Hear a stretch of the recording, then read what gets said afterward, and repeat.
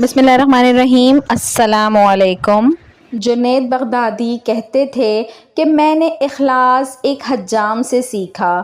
ایک دن میرے استاد نے کہا کہ تمہارے بال بہت بڑھ گئے ہیں، اب کٹوا کے آنا۔ جیب میں پیسے کوئی نہیں تھے۔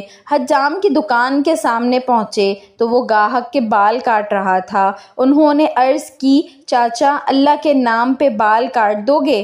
یہ سنتے ہی حجام نے گاہک کو سائڈ پہ کیا اور کہنے لگا، پیسوں کے لیے تو روز کاٹتا ہوں، اللہ کے لیے آج کوئی آیا ہے۔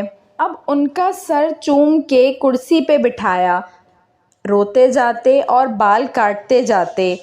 حضرت جنید بغدادی نے سوچا کہ زندگی میں جب کبھی پیسے ہوئے تو ان کو ضرور کچھ دوں گا۔ عرصہ گزر گیا، یہ بڑے صوفی بزرگ بن گئے۔ ایک دن ملنے کے لیے گئے، واقعہ یاد دلایا اور کچھ رقم پیش کی تو حجام کہنے لگا، جنید تو اتنا بڑا صوفی ہو گیا، تجھے اتنا نہیں پتہ چلا کہ جو کام اللہ کے لیے کیا جائے اس کا بدلہ مخلوق سے نہیں لیتے۔ سبحان اللہ۔